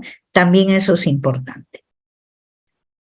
Acá hay otro cuadrito, ¿no? Que también es importante saber, porque a veces nos pasan preguntas que no están acorde a la edad del niño. O sea, un niño de 3 años solamente te va a contestar ¿Qué le han hecho? ¿Quién le han hecho? ¿Y quién le hizo, no? ¿Qué le hicieron y quién? A veces te pueden decir dónde. Va a depender del niño, ¿no? ¿Qué estimulación ha recibido, ¿no? Para que te responda hasta acá. De 4 a 6 años sí te va a decir el dónde, el qué y el quién. Y así por el estilo. De 7 a 8 años te va a decir hasta cuándo y podría darte una organización del evento, ¿no? Te puede dar un poco de detalles. De 9 a 10 años ya hay organización del evento y detalles más contextuales, ¿no? Ya te podría dar mejores detalles y de 11 a 12 años ya te da detalles, fecha, lugar, ¿no? Días, te pueden dar toda esa información. Entonces, este cuadro, como les digo, es importante y también cuando se hace una entrevista hay que conversar con el operador y decirle, este niño me puede responder hasta esta pregunta, no me puede responder cosas que no están de acuerdo al desarrollo del menor. Los entrevistadores deben prestar especial atención al niño y adaptarse, ¿no? Por ejemplo, si un niño comienza a hablar sobre el abuso muy temprano en la entrevista, esta etapa puede ser innecesaria y podría ser contraproducente. ¿Qué quiere decir? O sea, yo sigo un protocolo de entrevista, ¿no? Que tiene todos sus pasos, pero el niño de pronto me empieza a hablar de lo que le ha sucedido. Entonces yo no lo voy a cortar para que, por seguir mi protocolo, no. Si yo veo que es espontáneo, si yo veo que desde que ha estado conmigo veo una narrativa libre, ¿no? Le digo, a ver, cuéntame, y me olvido del protocolo, y luego si algo me faltó, pues en el transcurso de la conversación podría ir preguntando algunos detalles. También es importante conocer que a veces cuando vienen con relatos aprendidos, uno conoce porque el niño viene de frente y quiere contarnos, ¿no? Te cuento que mi papá me cogió, o mi tío me hizo esto, y no le hemos preguntado nada, ¿no? Entonces ahí es el manejo del psicólogo. Ah, muy bien, pero eso lo vamos a ver más tarde. Y sigo todo mi protocolo, ¿no?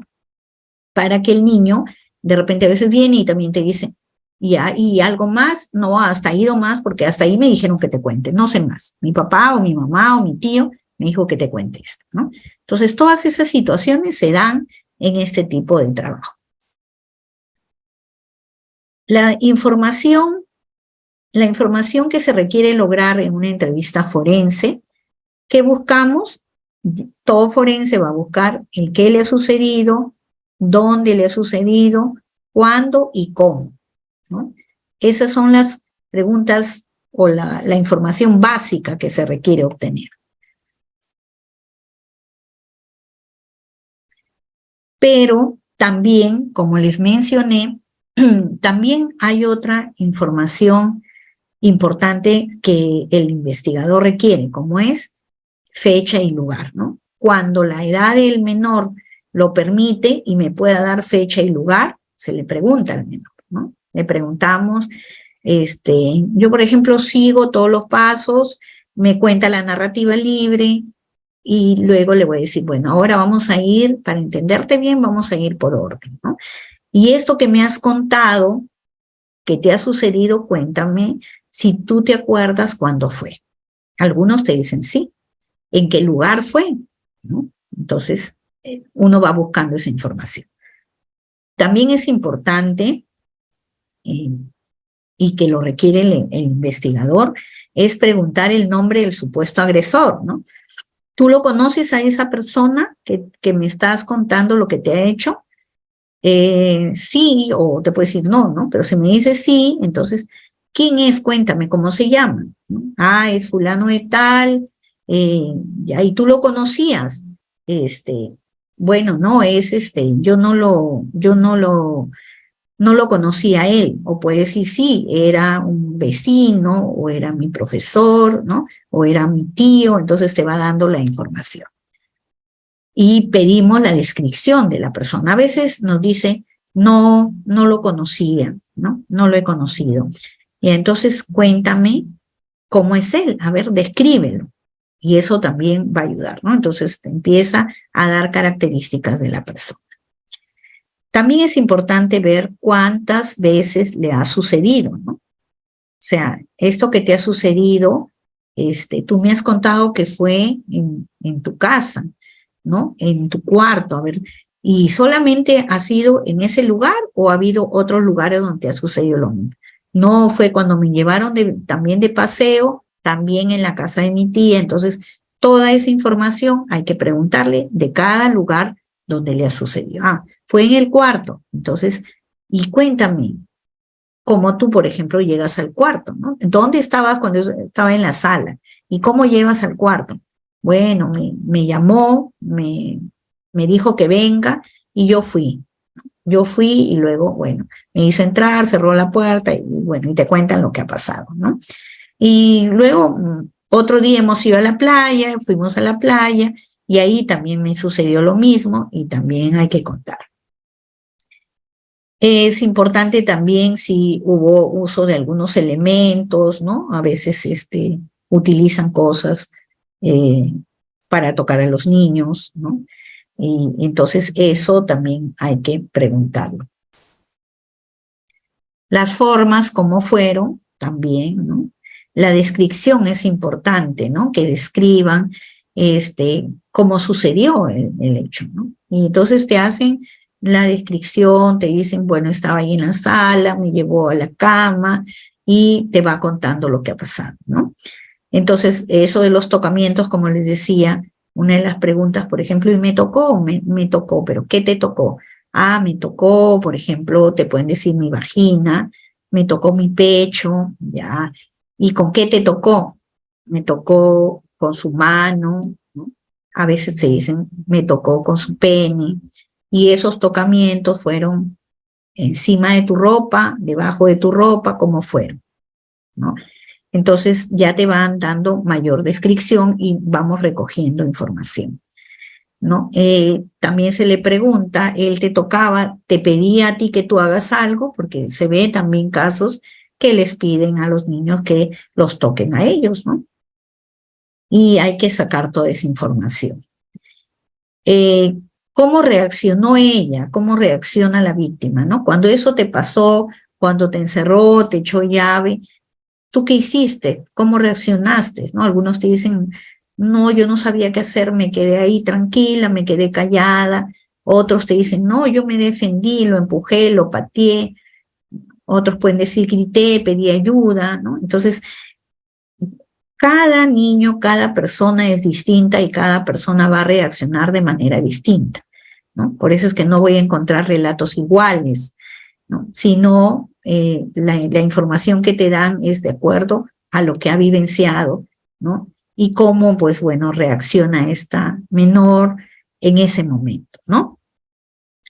Luego, la actitud de esta persona, porque mayormente en los menores se dan entre la familia, ¿no? En la familia, en el colegio, ¿no? Personas conocidas de su entorno. Entonces, ¿cómo era esta persona contigo antes de que te hubiera sucedido lo que me has contado? No era buena, te dicen, ¿no? Me regalaba chocolates, me regalaba caramelos, me compraba ropa, ¿no? Entonces, ¿de qué manera? Otro dice, sí, era bien bueno conmigo y me regaló un celular. Entonces, es la actitud de siempre de las personas, de las personas, de los violadores, se puede decir, de que primero ganan al menor, ¿no? A través de regalos, a través de llevarlos al cine, de portarse bien con ellos, ¿no? Entonces, es la forma como van ganando y después de eso ya viene la parte, pues, de los tocamientos para estos menores.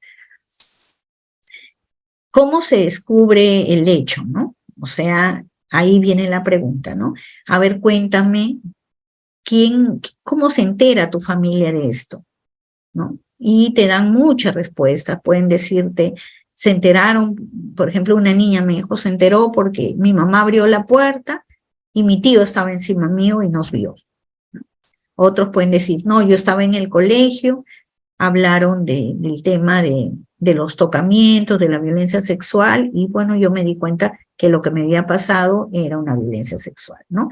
o porque le contó a la amiguita y la amiguita le contó a la mamá, y bueno, y la mamá llama a la madre de esta menor y le cuenta. Entonces, esas situaciones se van buscando esa información, ¿no?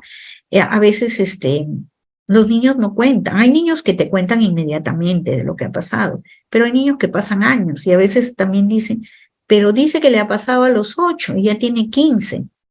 Pero es así por una serie de situaciones, como les digo, ¿no? Falta de confianza en los padres, temor, amenazas de parte de la persona que los agrede, ¿no? Sentimientos de culpa, porque dicen, si yo cuento, de repente mi primita se va a quedar sin papá, o si es el padrastro, mi hermanita, mi mamá no tiene. Entonces, todas esas situaciones se dan y a veces para que la revelación de este hecho pase después de mucho tiempo y hasta años.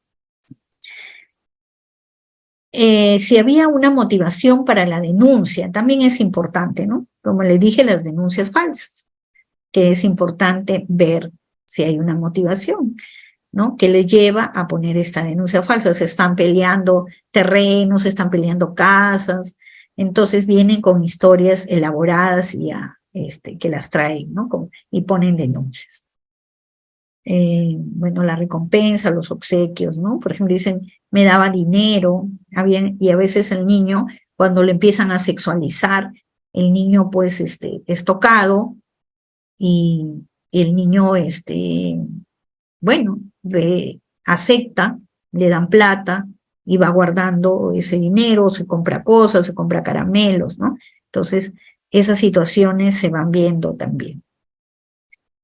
Luego, se ha habido ingesta de bebidas alcohólicas, ¿no? Hay casos ya de personas, de adolescentes que se van a una fiesta, les dan licor y luego no se acuerdan cómo sucedió, de pronto aparecen en un hotel y no saben ni cómo llegaron, ¿no? O le dieron sustancias, drogas, ¿no?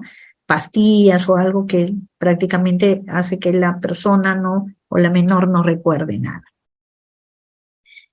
Y estas ingestas de licor fueron antes de que pase eso, porque se fueron a una fiesta, hayan estado tomando, ¿no? Luego,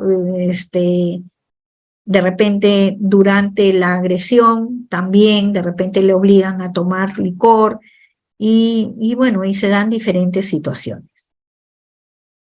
Y cuando el niño, pues, dice todas estas situaciones, cuando cuenta todo, el psicólogo realiza las verificaciones y contrastaciones del relato.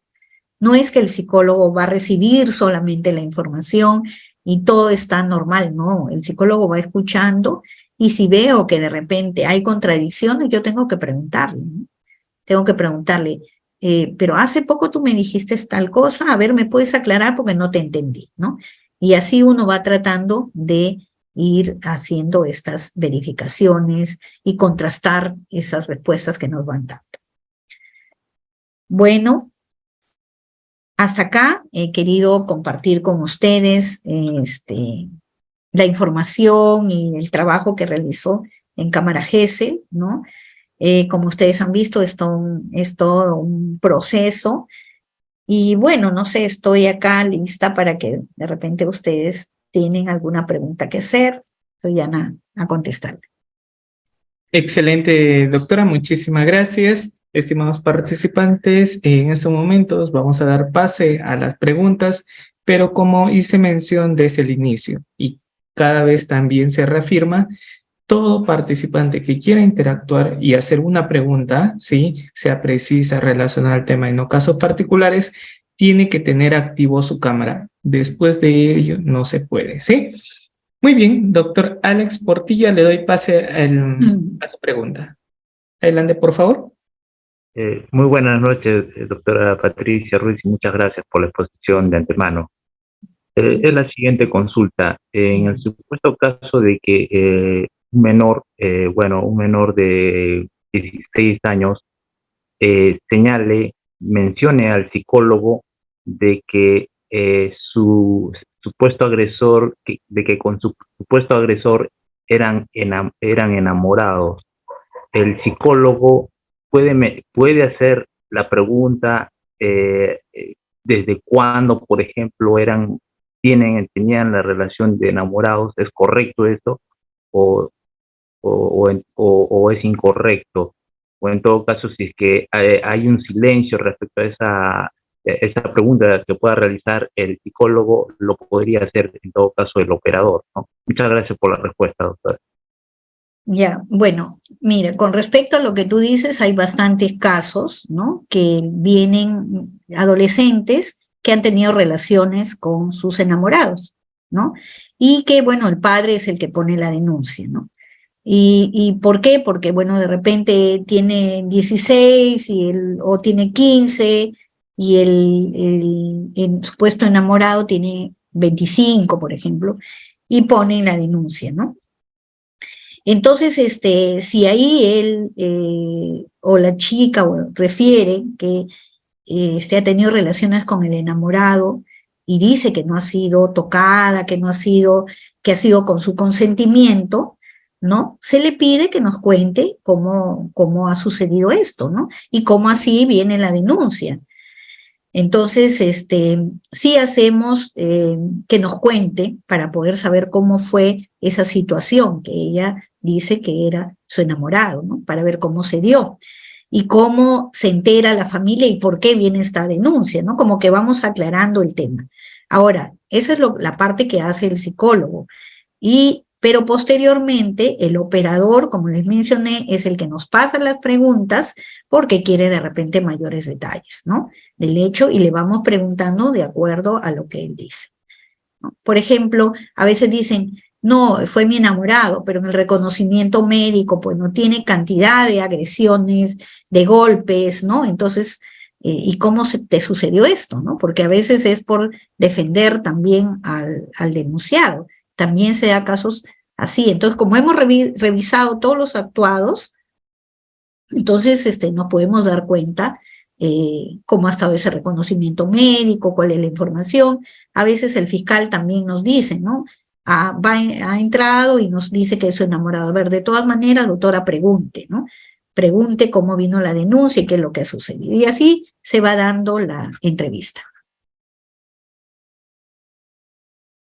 Excelente, doctora. Damos pase a Pablo. Buenas noches, estimado Pablo. Una pregunta, adelante. Buenas noches, doctora. Excelente exposición y felicitaciones, doctora. Mi pregunta concreta es, yo tengo un caso de una chica que tiene 14 años, pero últimamente ha tenido unos sueños intempestivos, se ha despertado a medianoche, reacciona de una manera inadecuada, todo porque a raíz de que ella supuestamente ha sido violada cuando ella tenía 8 años. Yo quisiera saber si eso puede ser, esa denuncia puede ser válida. Excelente. Doctora Patricia, quedamos a su disposición si pueda responder, ya que es un caso particular. Sí, no le podría dar una respuesta, doctor, porque lo que sucede es que tendría que ver todo el caso. No me puedo lanzar a darle una respuesta porque la información que me da es poca, ¿no? Entonces no podría darle la respuesta si eso ha sucedido por lo que le ha pasado. No, estaría actuando muy a la ligera. Exacto, doctora, muchísimas gracias, estimados participantes. Reiterando, casos particulares, evitar, ¿sí? Si no, no podría, pronunciarse. Damos pase a Tángela, ¿sí? Buenas noches, adelante, por favor. Buenas noches. Miren, en el caso mío, yo soy una intérprete de lengua de señas. Trabajo con personas sordas y sí he tenido ya oportunidad de poder interpretar, ¿no? Para a nuestros amigos sordos, pero en este caso sí ha sido una persona adulta. Pero, por ejemplo, una pregunta que usted aquí hizo en cuanto al tema cuando dice, no tiene que interpretarlo, sino pasarlo tal cual. Pero, ¿cómo así? No, lo que pasa es que, bueno, nosotros cuando viene el intérprete, o sea, a veces vienen con las mamás, ¿no? Y dicen, yo voy a interpretar lo que dicen, porque no es porque el niño tenga lenguaje de señas, ¿sí? Porque, no sé, se fue, la licenciada, pero para que tú interpretes, tiene que el niño también saber el lenguaje de señas, si no, no sé qué interpretarían. Ahí iba mi pregunta o mi comentario, ¿no? Que el niño tiene que saber el lenguaje de señas, porque eso es lo que hace el intérprete, transmitir Exacto. lo que el niño responde, pero ambos tienen que manejar ese sistema de lenguaje de señas.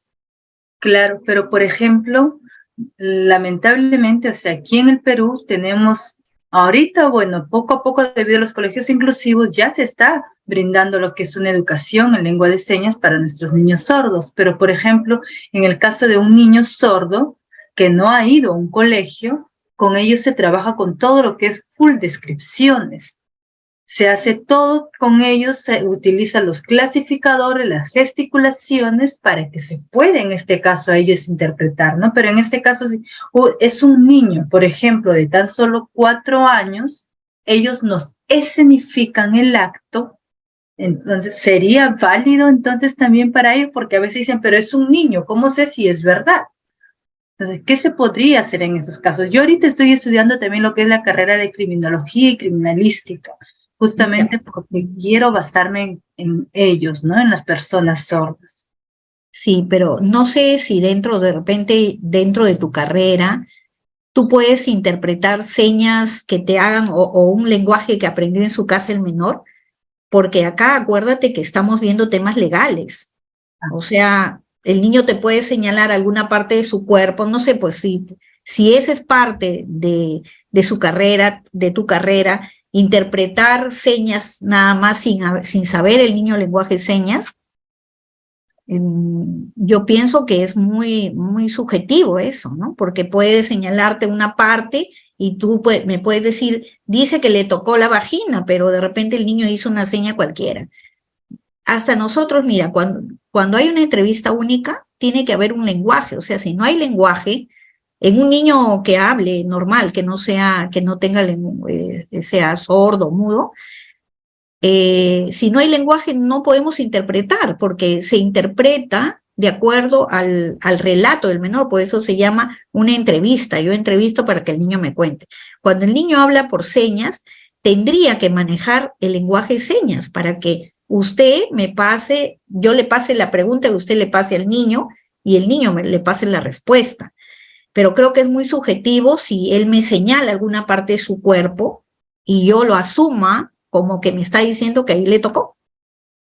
Pero en este caso se me da a entender de que, por ejemplo, ¿no? Si a un niño ha sido, ¿no? Por ejemplo, por más que ya incluso se le ha sacado los exámenes médicos y sale que ha sido víctima de una violación, pero si este niño no ha ido a un colegio para sordos y no sabe las señas, ¿se pasaría por alto su caso? Es que el fiscal utiliza otras herramientas, el reconocimiento médico, o sea, el tema es por qué nos ayudamos con los intérpretes, ¿no? Es porque ustedes nos van a decir qué es lo que el niño está respondiendo de acuerdo a lo que yo te pase a ti la pregunta y tú le pases al niño. No sé si dentro de la carrera ustedes está permitido de que el niño te señale algo y tú interpretes que ha sido porque le ha tocado ahí. ¿Me entiendes? O sea, tiene que haber un tema más de respaldo, ¿no? De respaldo de lo que él te diga, no un tema de que yo interprete, porque podría yo también interpretar de que le tocó y yo puedo decir que le ha tocado y no podría lanzarme a decir que el niño me está respondiendo. Por ejemplo, si yo quiero saber quién le hizo, ¿cómo tú sabrías el nombre de esa persona? O sea, si el niño no habla por señas, entonces, ¿cómo yo te voy a decir? Por favor, pregúntale cómo se llama el señor que le tocó. ¿Cómo lograrías eso si el niño no habla por señas? ¿No? Eso es, por eso es, cuando hay un tema legal hay que tener mucho cuidado, porque podríamos llevar a una persona inocente a la cárcel. Por eso es que tiene que ser, no todos, por ejemplo, pasan por cámara, no todos. Los niños que no quieren desprenderse de los padres no pasan a cámara. porque hay otras herramientas, se puede hacer un peritaje en consultorio, ¿no? Reconocimientos médicos, por ejemplo, como tú dices, ¿no? Si hay positivo, entonces la doctora se va a basar en eso. Pero en cuanto a la entrevista única, tiene que haber respuesta de lo que yo le pregunto. Y como yo no hablo lenguaje de señas y tengo una persona que habla lenguaje de señas, esa persona le tiene que pasar la pregunta que yo hago a este niño. Y el niño te tiene que responder con las señas para que luego tú me des la respuesta. Entonces, si tú me dices que él te va a señalar, tú me vas a decir, ¿qué me vas a decir? Que te señaló la vagina, es un poco complicado eso. Hay que tenerlo ahí un poco presente. Excelente, doctora. Muy importante, D'Angela. Gracias por venir a Uriápolis. Hace un aporte muchísimo para todos nosotros y me sumo a ello. Damos pase a Héctor. ¿Cómo está, Héctor? Una pregunta, por favor, y luego doy pase a Ricardo. Héctor, ¿puedes activar tu audio? ¿Me escucha ahora? Sí. Sí. Ya, buenas noches. En el caso supuesto de que una denuncia por tocamientos y hábilmente por un abogado es desviado a trata, si en la cámara GESEL la niña de 10 años le empiezan a hacer las preguntas por trata, por imágenes que le encontraron en su celular, y esas imágenes fueron borradas, ya no existen, ella puede recordar en los tocamientos y se sigue el proceso de la entrevista. Lo que pasa es que la entrevista se hace en función a la solicitud, ¿no? Si la solicitud me dice por violencia sexual, tocamientos, entonces yo tengo que enfocar de acuerdo al oficio, ¿no? A lo que el fiscal me dice. Porque no es que viene por tocamientos y luego en el transcurso me van a hacer preguntas como si fuera de trata. No, porque ya les he mencionado que trata, son otras las preguntas que se hacen, ¿no? Cómo las han captado, dónde las han llevado, si las han tenido retenidas, todo eso. Entonces, hay otra información que se busca ahí. Si a mí me lleva un oficio por actos contra el pudor, por tocamientos, yo tengo que entrevistar de acuerdo a eso. No es que ahí me puedan cambiar y decir que ha sido por trata. No sé si mi respuesta te ayuda. Excelente, doctora. Damos pase a Agnes. Sí, Agnes, buenas noches. Activó tu audio y terminamos con Neisser. Ok, buenas noches, disculpe. Mi consulta es, ¿cuánto es el tiempo límite para que una acusación pueda ser efectuada sobre lo que es una violación? ¿Tiempo límite en qué sentido? Se podría decir como para que sea efectuada. No hay un tiempo límite. Bueno, si te entiendo lo que tú quieres preguntar, no hay un tiempo límite. O sea, por ejemplo, a una menor le pasa a los 8 años y esta niña, lo que les contaba, no dice nada y lo dice a los 12, la denuncia procede. Y se hace igualito la entrevista única en cámara. Eso normal, se sigue el procedimiento, ¿no? Ha habido personas adultas que han dicho que han sido tocadas cuando tenían 12, 13 años. Igual ha procedido la denuncia. ¿Por ahí va tu pregunta? Creo que sí. Doctora, muchísimas gracias. Sí, Agnes nos confirma que sí. Muchas gracias. Damos pase a Neisser y terminamos la sesión programada para el día de hoy. Neisser, ¿cómo está? Muy buenas noches. Sí. Hola, Te escuchamos. ¿Qué tal? Buenas noches, doctora. Buenas noches con todos. Tiene una consulta acerca del consentimiento informado y el procedimiento que se da, ¿no? Sobre el tema del sobrelacrado. En el caso de que no se incluyera el consentimiento informado en este sobre, ¿qué consecuencias podría existir o sí tiene que ir el consentimiento informado dentro de este sobre? Mira, el consentimiento informado no va dentro del sobre, el consentimiento informado va con la acta, pero siempre es parte del proceso de toda entrevista, ¿no? Donde el padre ha aceptado que su menor se quede en la cámara GESEL, que entre con el psicólogo y que está de acuerdo. Y no solamente el consentimiento ahí, cuando pasa pericia psicológica, también se le presenta, se le hace firmar al padre el consentimiento informado. Entonces, es parte del proceso, no nos podemos olvidar del consentimiento informado.